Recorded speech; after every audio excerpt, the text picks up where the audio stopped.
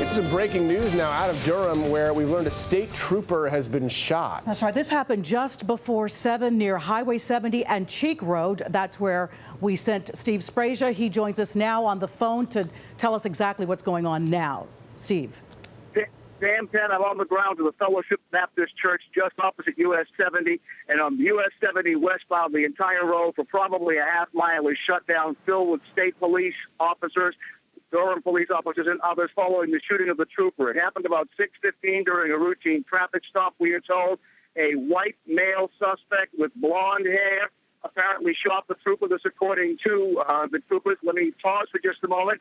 The State Highway Patrol helicopter right now is rising off of US 70, apparently beginning some sort of search process from the air. On the way up, we can tell you we were coming up from down around the Garner area. Once we got on Interstate 40, we saw an awful lot of police officers heading in this direction, and many of the exit ramps along 40 as we got closer to the intersection of 40 and 147 had police officers standing by. They are looking for this suspect. Breaking news tonight in the search for a man who shot a trooper in Durham.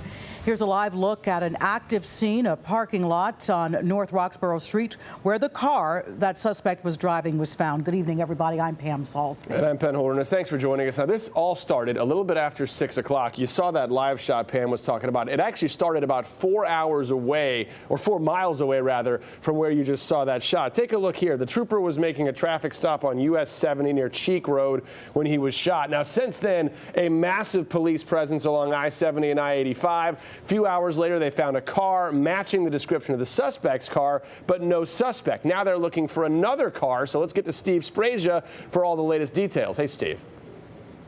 Pam, let's give you the absolute latest. Police have confirmed to me this vehicle that you're looking at behind me is indeed the vehicle that was used as the getaway car following the shooting on Highway 70. Now, Durham police rolled into this area and began to cordon it off a couple of hours ago after the vehicle was spotted behind a Chinese restaurant on North Roxborough Street.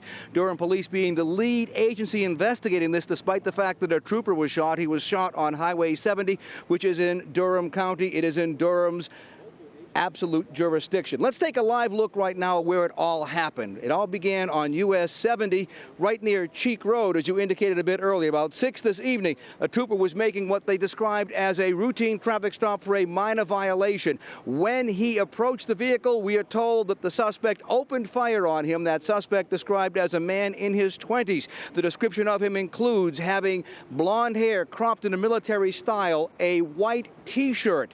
That suspect then fled in his Nissan Altima. The Altima then found a short time later behind the Durham restaurant. At this point, Durham police still trying to figure out exactly what was in that vehicle. They're doing a lot of forensics right now on the scene, trying to see if they can pull any clues. They're still trying to find the driver of that vehicle. And as Penn, as you indicated, there's also reports of a second vehicle that may have been involved, may have actually picked up that driver. Still trying to get all that put together. Sergeant Jeff Gordon of the Highway Patrol is on the scene right now, just out of camera range. He's getting additional information. If he gets it during the course of this broadcast, of course, we'll pass it on live to you. For now, reporting live from Durham, I'm Steve Sprasia. Back to you, Penn and Pam. Yeah, Steve, really quickly, you mentioned that the trooper was stable. It sounds like, and I know you haven't gotten a lot of information, that, with such a detailed description of the suspect, that perhaps that was something provided by an alert trooper who actually got shot.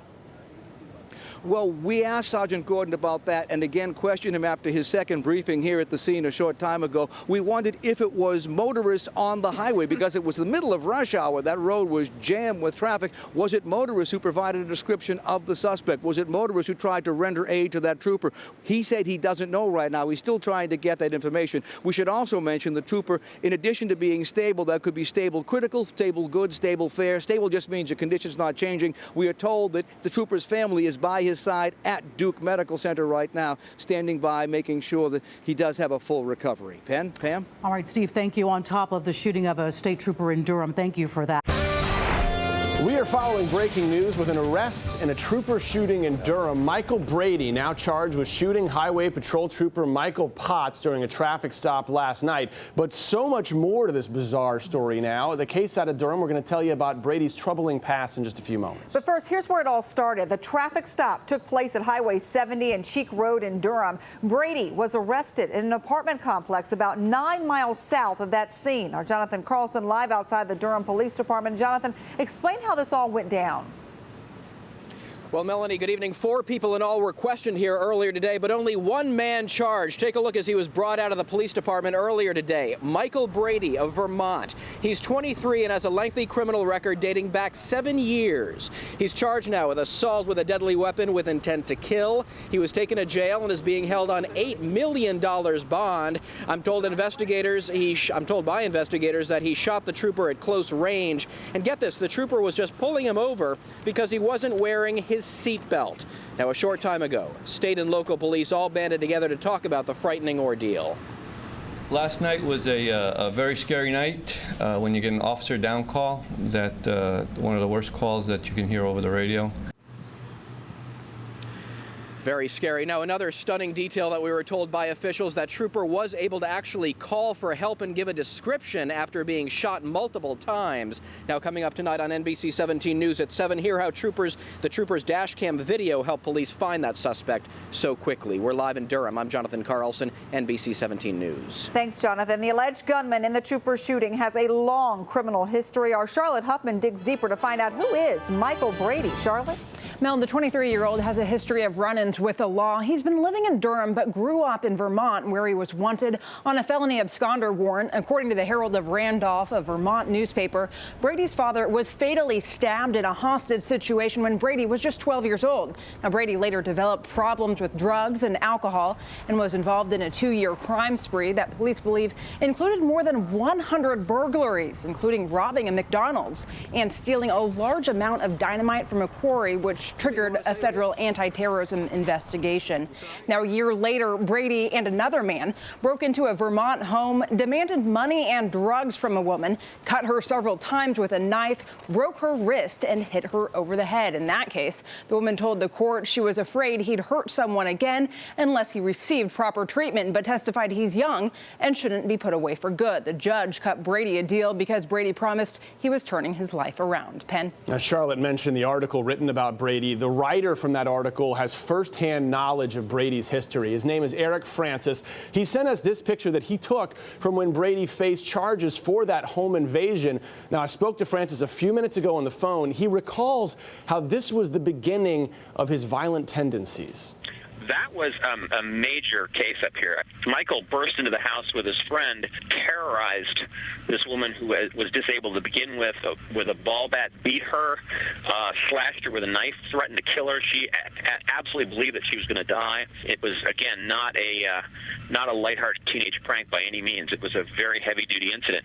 So hearing what happened yesterday and being someone who's covered him for a long time, what was your reaction when you heard the news? It was certainly shocking, but maybe not surprising. I mean, this is a kid who had this lengthy criminal record, even though it was packed into a very short period of time. The search for Brady created a huge police presence at a big apartment complex today. Our Steve Sprasia is live near Ashley Park Apartments in Briar Creek. And Steve, what's the sense of the neighbors who live there tonight?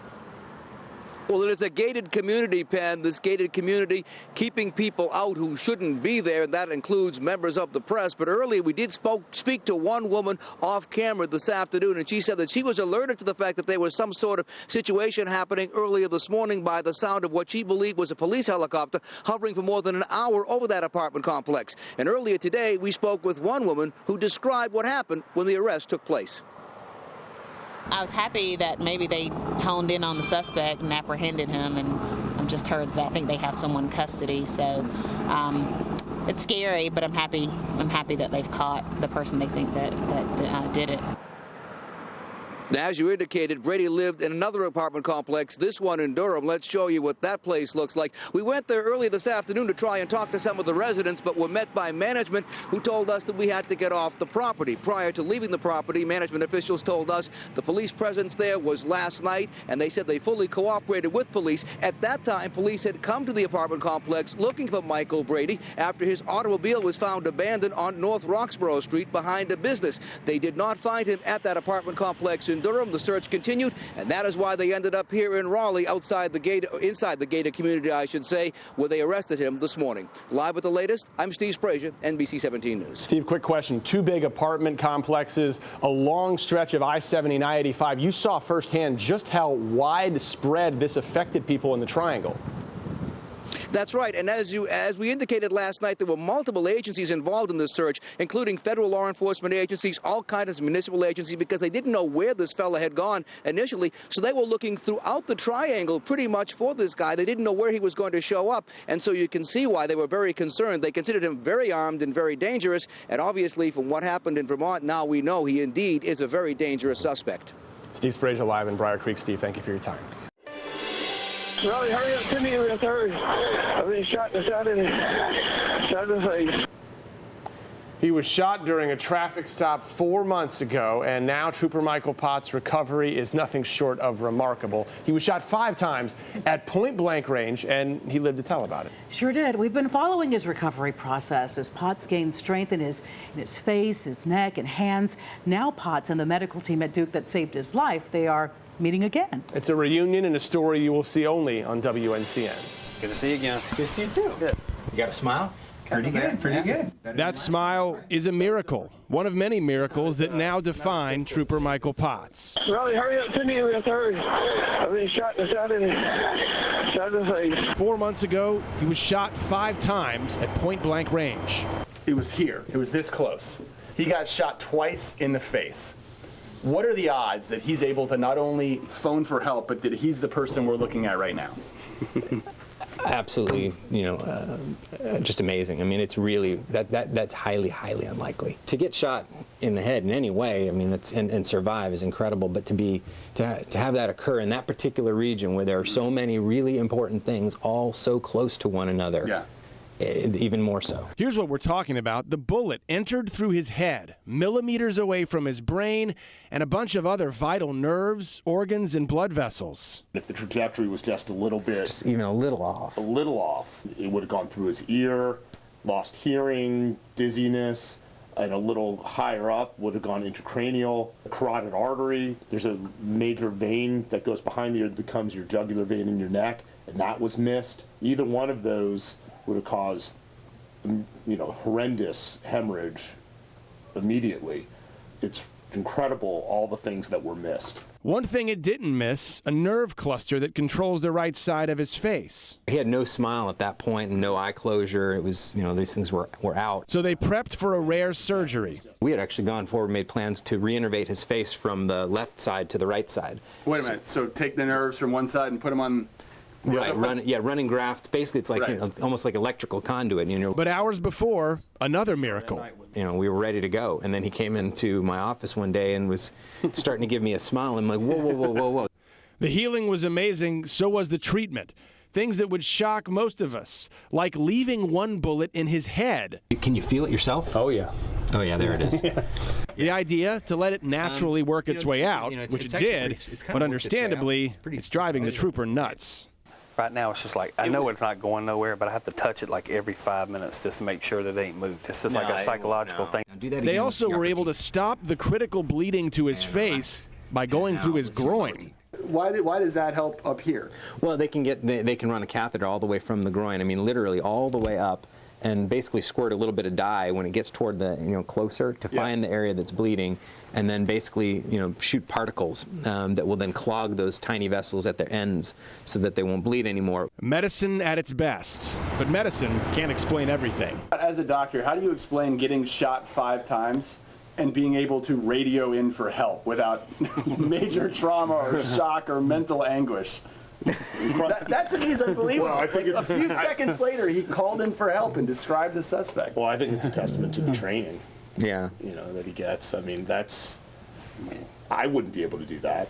All these surgeries, rehabs, checkups, and miracles have resulted in a lot of mutual respect between the Triangle's smartest guys and the Triangle's bravest guy. You know, we're all here. Is there anything you want to say to these guys? A lot of respect, very calm, collect. I guess just like the troopers, you know, they're calm and cool and collect. And what have you guys learned about troopers? Well, I'm amazed by the presence of mind and the training that it took to be able to keep his wits about him. That just really speaks to how well trained these guys are. And then seeing the amount of troopers that were there every moment for support while you were in the hospital was just incredible. It's just a miracle, because this is extremely rare. So I told him this morning, there's a reason for this. So you have been blessed, but you deserve it too. So you have done so much for other people that now something has been done for you. And thank you to Doctors Kaylee, Santiago, and Marcus for giving us some terrific stuff there. You don't normally see that side of surgeons. Today, he stopped by NBC 17 to answer a question a lot of us want to know: how's he doing? Well, for a guy who was shot twice in the face, got a hole in his hand, and one bullet lodged in his neck, you will see he is back to his old self and not afraid to talk about his brush with death. Thank you so much for coming out. Yes, sir. It's good to see you. I just realized I shook your hand when you walked in. That had to hurt now that I'm looking at your hand. I'm sorry. I've gotten used to it. Once I get into the handshaking position, I pull it back just a little bit. And then I walked you around and shake hands with half the building. I'm pulling it back. I've got it down to almost a science. I'm going to learn now to shake. Yes, sir. It's the front part right there. Yeah, I can pull it back. It's like this. It's right there. No more. No more. Don't need to do anymore. So there's a bullet just sitting there. Yeah. Does that make you nervous that there's a bullet still in the back of your head? Yeah. I ain't gonna lie to you. I told him the other day. I said, y'all gotta take that out. What caliber? It's a 380. Can you feel it if you? Oh yeah, you can touch it. Oh yeah, you can feel a bullet. There is a bullet right there. That's kind of wicked. Yeah. How many seconds did all of this take to happen? From what I've told, it's 4 seconds. An officer pulled over a black Nissan Altima. Nothing was out of the ordinary about the stop at all. And he went up to the window. I ended up hearing the rumble strip. It took my eyes off of him for a second. The officer took a glance at the road, turned his head back. When I turned back, I got a gun in my face. A few shots fired, officer hit the ground. From there, it was just, I wanted to get away from it. Looked like somebody shot in the head. You had the chance to radio for help. Riley, hurry up to me, hurry. To describe the suspect. Yeah. I've been shot in the face. A lot of people would have just laid there. It was an unbelievable calm feeling that I had. I just knew I couldn't panic because I needed people to come help me. I needed people to find him. And I just said I need to speak clearly and do it the way you're supposed to do it. I imagine if it were me and I saw the gun, the first thing I would think would be, this is it. It's pointed at my face. Absolutely. Absolutely. It was the only way I can describe it is it's a horrifying experience. And we've got that in our back of our mind that, you can go to work and in our line of work and you might not come home. I hear you've got a 19-year-old daughter who will not leave your side. She's great. She's great. She's been with me since the ER that night. She's gone to every doctor's appointment with me. Of course, my wife was shaking, over this incident. She said that as long as I got you here, I can still talk to you, I can touch you, I can have dinner with you, we can take our son places. I'm happy. Have you explained this to your son, 4 years old? My son thinks I was fighting Ninja Turtles with my hands balled up the way they were. Did you tell him that, or did he come up with that himself? He just came up with it. He asked me why my hands were balled up, and he said, "Were you fighting Ninja Turtles?" And I was like, "Yeah, I was fighting Ninja Turtles." Same thing with the face? Yeah.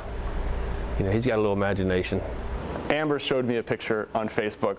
It's titled "Teaching Him How to Shave," which I think is one of those jokes. Oh yeah, that was actually we did that last night. Okay. And he likes to do things that I do. He follows me a lot. He likes to do what you do. What if he came up to you and said, "Dad, I want to be a state trooper"?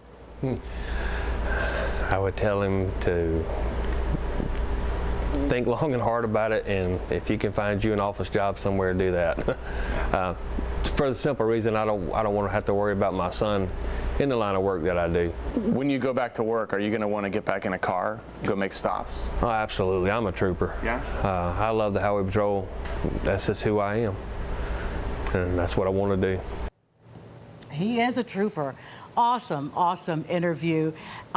He's got a wonderful family. He looks great, yeah, but real talk, I mean, he's facing some more obstacles and being 100%. I think the mental part, he's got that covered because he's talking about it. He's going out and he's speaking to groups publicly, and I think that's a smart thing to do after something that's stressful. The right side of his face is still numb. I don't know if you noticed, he was laughing, but he couldn't smile, and that's where it is right now. He can't smile, but he can laugh. Can't open any bottles or pill jars, but that's, you heard about the 19-year-old daughter by his side. She's really helping with all that right now.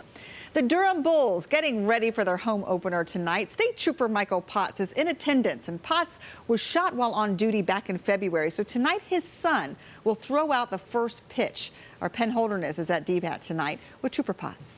I caught up with Trooper Mike Potts on his way to the DBAP. A couple things. First of all, he's got a posse. Look behind you. What do you got going here? This is my friends and my family, Team Mike, 747. How you doing, man? I haven't seen you in a couple of weeks. The smile, it's getting back. Yeah? It's getting there. It's getting there. Slowly but surely. Slowly but surely. Okay, so developing news, breaking news story. You've had to bring in a relief pitcher. Is that correct for the first pitch? I have. I had to get my son Ethan to throw the pitch out tonight for me because I can't. My finger's still kind of sore, and so my big man right here is going to do it. All right. So, Ethan, you're going to throw the first pitch? What are we thinking? Fastball, sinker, curveball? What'd your dad tell you to throw? I don't know. You don't know? Okay. Does he play much baseball? We've been working with it a lot. He's 4, so been working with him a lot. Try to get his arm right and starting to hit the ball a little bit. All right, so in just a few minutes, Mike's going to be on the mound with Ethan at the DBAP as they open their season. Good to see you're doing so well, and we're going to catch back in for that first pitch in just a few minutes. A state trooper who was shot while on duty will take the mound tonight along with his 4-year-old son at the Durham Bulls Athletic Park. Our Penn Holderness joins us now live from the DBAP ahead of the first pitch. Big day for Trooper Melanie, Michael Potts. Give me 1 second because... Melanie, hang on 1 second. We're going to finish the national anthem, and I'll get right to you.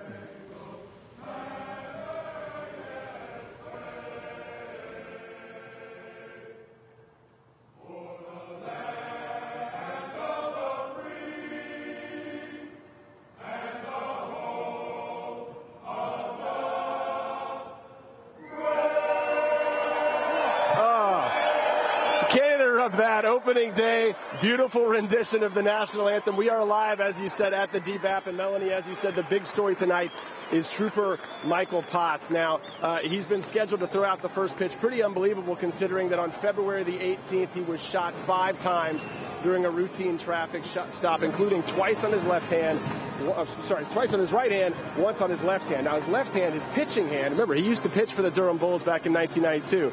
Got an awful blister here on his middle finger. So if you look just right behind me, he's brought in a ringer.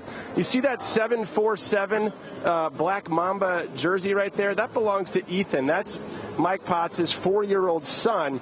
By the way, it's called Black Mamba because that's the name of Trooper Potts' squad car. He's getting a couple of last-second instructions from Wooly Bull and from some law enforcement there. And in just a minute, Ethan is going to become, to our knowledge, the youngest person ever to throw out opening day first pitch for the Durham Bulls.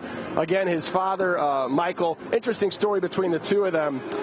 When Michael was shot, for the first week or so, he was in the hospital, and his wife, Lauren, didn't even want to bring his son in to see him because he didn't look like himself. And when they finally got back together, Ethan's 4 years old, and when he first saw his dad, he said, "What happened to your hands?" And Michael said, "What do you think happened?" And Ethan said, "I don't know. Did you hurt your hands fighting Ninja Turtles?"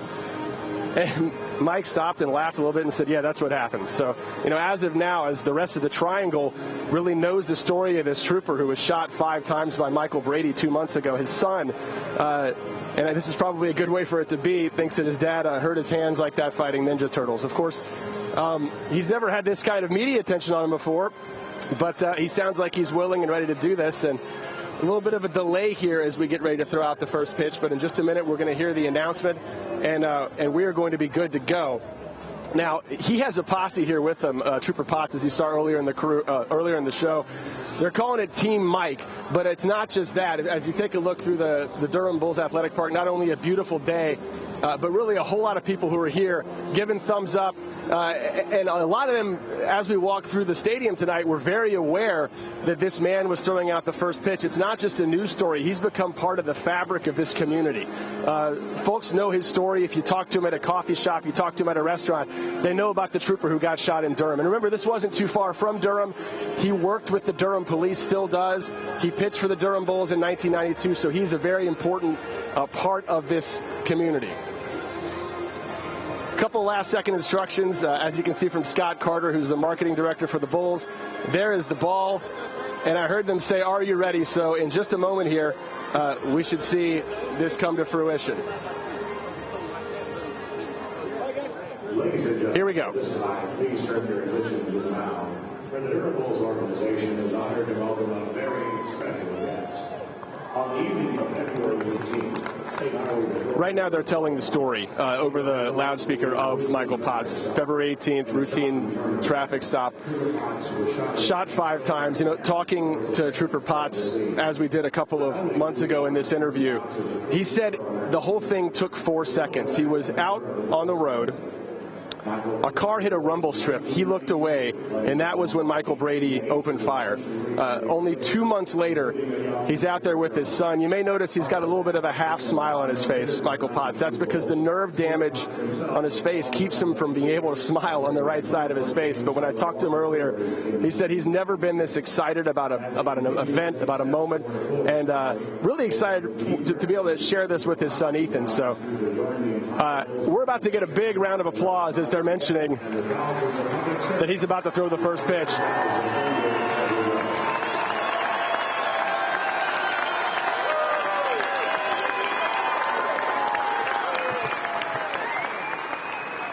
All right, guys, thank you for being patient, but this is a story that we wanted to make sure you got all of. Ethan giving a wave, and I think it's about time to throw that pitch. 30 feet's never been so far away. But he is getting a standing ovation from the crowd. All right, Ethan. Ethan looks like a southpaw. Looks like a lefty. Ceremonial first pitch of the 2013 season. Please welcome State Trooper, former Bull Michael Potts, throwing out the first pitch to the Bulls, Chris Archer. Accompanying Trooper Potts is his son, Ethan. He's saying throw it straight. There you go. Hey, for those of you watching at home, thanks for sticking around here at the Durham Bulls Athletic Park for a very special first pitch. And there you go. Trooper Potts decided to throw one, too. Maybe this was all just a ploy to get his son out there, which is an awful nice move by a dad. Guys, we'll send it back to you. All right, right now it is 7:14, just the right time to share with you what's going on with opening day for the Durham Bulls. And less than an hour ago, Trooper Michael Potts' 4-year-old son took the mound to throw out the first pitch. We were all cheering here in the newsroom. Penn Holderness was right there when it happened. He joins us now from the park. Hey, Pam. So it was an unbelievable moment. Really, there were tears in some people's eyes. Everyone was standing up. There were goosebumps. I certainly had them as both Mike Potts and his son Ethan got up together to throw out the ceremonial first pitch. And looky here, he made his way. Mike Potts has been a celebrity. He's been an absolute celebrity all day. I've seen you hug how many old ladies, and I've seen you talk to how many cops today. It's been quite a whirlwind. It's been great. I've enjoyed myself thoroughly, and got to see some great friends, meet some new people. Yeah. Can't go wrong with that.